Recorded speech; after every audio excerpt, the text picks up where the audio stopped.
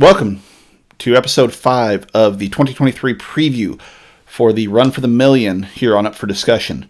Today we talk about one of the most beloved competitors and his choice for horses. That's Shawn Flarida, the second $7 million man and longtime number one rider in NRHA history, currently sitting at number 2. I'm here to discuss some things that changed because I actually recorded this intro and all the studio stuff about 2 weeks ago for Shawn, and I got more information since then about what plans are. So this is an updated plan list of what I've heard. None of this is verified, but this is what I've heard from pretty good sources. So today we're actually going to highlight 2 horses because I've heard he's got both of them in the barn. I've heard which one he's planning on showing, and I'll tell you that at the end in the follow-up. But Shawn has reportedly got Yellowstone back, Spooks Gotta Spark, the Spooks Gotta Whiz out of Doolittle that he was second on at the 2021 Run for the Million. And set a really, really high score on at Cactus with the 228 from Draw 1 a few years ago, which is the run that we'll be analyzing when I get to that horse. The second horse is not a Shawn run because I've never seen Shawn show this horse, but rumor has it that he has another Spooks Gotta Whiz out of, I forget what the mare's name is, but he has Maytheforcebewhizyou that's owned by, that got bought and sent over here that Gennaro Lendi and Mirko Midilli showed for a lot of years and a lot of success. So we're actually going to jump in and watch Mirko's run at the Italian Derby, I believe in 2021. So that's where we're at. That's what we're going to do. And let's take a look at why Shawn might be picking these 2 horses. And here we are back at Cactus a few years ago, watching Shawn Flarida and Spooks Gotta Spark. This is the run that was very famous because this day they ran 100 horses in the Run for the Million qualifier, and Shawn was draw 1 first thing at 8 o'clock in the morning. I think they had one ad, so he was the second horse on the dirt, but it was right after the drag. And this was an incredible feat to go from draw 1 and go mark a 228 and win the whole thing. So we're going to start here with Yellowstone's left turn. As usual, it's a little different style, but Shawn's horses always turn so good, and I love the way this thing gets off his foot and powers off that outside foot. He's a little older in his style, and I don't mean physically. I mean the style is from about 10 years ago, but it's still so effective and so pretty. And I mean, look at that footwork. That's clean. That's awesome. And that horse never says no. It's just what you want to see in a set of turnarounds. And that's why this horse is a strong contender for Shawn. Now, as we go into this circle, and I talked about this on Dan's video yesterday, you're going to hear a lot of technically correct. And this one is technically correct. He's a very, I call it Shawn-esque style horse. It's one that does everything super hard, super correct, and it's more its power than its style that draws you in. And this is a perfect example of it, is the way this horse runs circles. Like you don't dislike the style, but it's the power and just the raw grit of how he does all of his maneuvers here. The way he drops and attacks the ground when he slows down. Like that's what I like personally as a fan watching this horse. I don't want to call him the power lifter of the group, but he's like the middle linebacker of this group of horses in terms of everything is ferocious in a good way and all effort all the time going hard.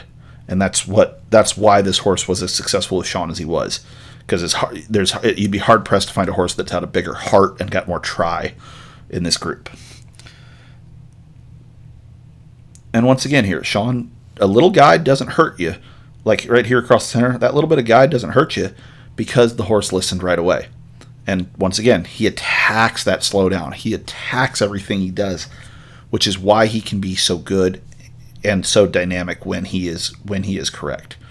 And a beautiful soft lead change. Now, as far as what I said earlier about form more than style in this horse, or I implied it, the stylish comes out in the middle of this stop, and you'll see what I mean. He runs down there very effective. He lifts his shoulder. He drives from behind. He runs down there, and he attacks that ground. But, man, the way he hangs his neck is stylish. I will also say this, too. and this is something I love about this horse, and some people will get on me about criticizing this. This horse has a much more traditional rollback than what Shawn usually does, especially on that left side. And I actually think it's to this horse's benefit. I know it's a unique stamping that Shawn puts on him, but it's something personally, and this is totally my opinion. I like it better on this horse than a lot of the ones that Shawn's shown over the years.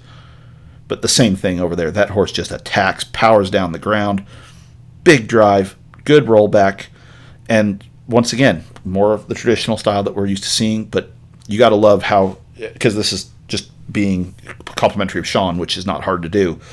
That horse is so between the lines and moves back and forth easy, drives down the pen. It's all so excellent in what he does. And of course, this stop's probably his best one, as he just attacks that ground, drives in, smooth and soft. And I love how soft he backs up, and with athleticism, but it's still soft. And you can see why that run marked a 228, and you can see why the next 10 hours of guys spent chasing him never caught him. It's a great run.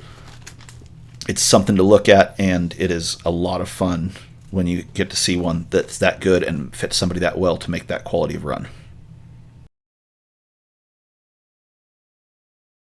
And here we are with Mirko Medilli back in Italy in 2021. This is the other horse that Shawn's going to possibly take. And you can see right off the bat a very similar style with May the Force Be With You to Spooks Gotta Spark, in terms of he attacks the ground with everything he's got. Big try, and he's a little more forward in his style from the European style, but now look at this thing turnaround. It is as responsive and quick-footed as anything in the field, and if he starts good, he's among the best turning. He's very similar to Patriot in that way, in that if his feet don't get tangled when he starts, he can turn as hard, as fast, and as correct as anybody. I mean, that's borderline plus 1.5. I mean, some people would call it that. Some people would call it a 1. This thing can turn a hole in the ground at a high rate of speed. Now we're going back here, and there's a part of this that I love and hate what Mirko does with his reins, but it shows off this horse so well of how honest he is and how good he can be willing to try his heart out. Mirko has 3 or 4 foot of rein out to this horse in this spot, and his hand doesn't leave his neck in this set of circles. But you're going to see, not there, but you will see the spot where this almost cost him, but it's still so good everywhere else that it goes. And this is the danger of being that good with throwing your rein out there, and that lead change and that steer in the other small slow was a rider error. I'm not going to say it wasn't. This horse, look at that. Most horses, when they get in that much of a bind, would have a hard time locking back in. This thing went right back in, runs his circles.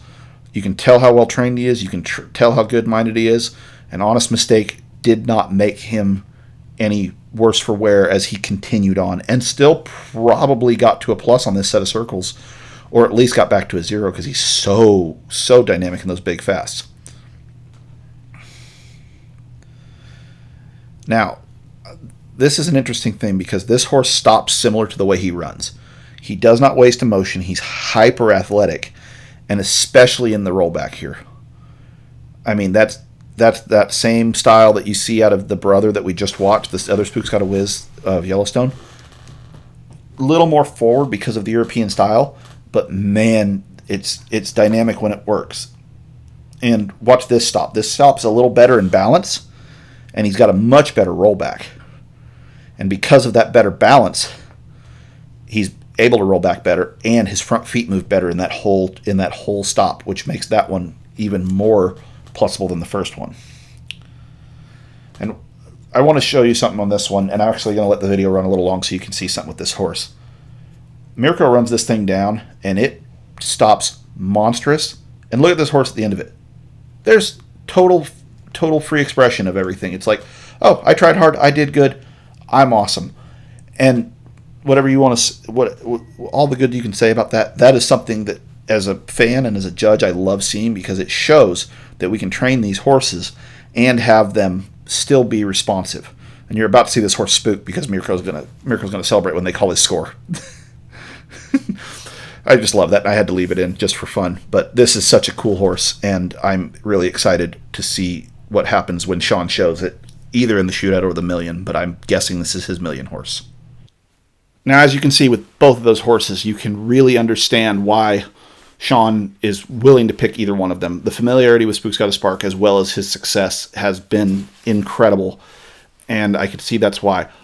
I however think he's leaning towards May the Force Be With You because of that little bit more maybe left in the gas tank compared to Yellowstone. I think he can't go wrong with either choice, and honestly, when I get to my prediction show, whichever horse he shows does not change my prediction for Shawn, but it shows the candidacy of both of them is so strong. So, as usual, like, share, subscribe, comment. I love to have the discussions. That's the one thing I feel like I'm not getting enough of is discussions, but I appreciate the increase in interest in the views, and I appreciate the support from the trainers I've already highlighted. So, once again, I will see you tomorrow with episode 6, and I'll give you a hint. Tomorrow we're highlighting another person who is showing one, and I'm going to use a run from the previous trainer. But it's a great run, it's a great horse, and the rider has proven themselves time and time again. So until tomorrow, I will see you, and thank you for continuing to watch and support the show.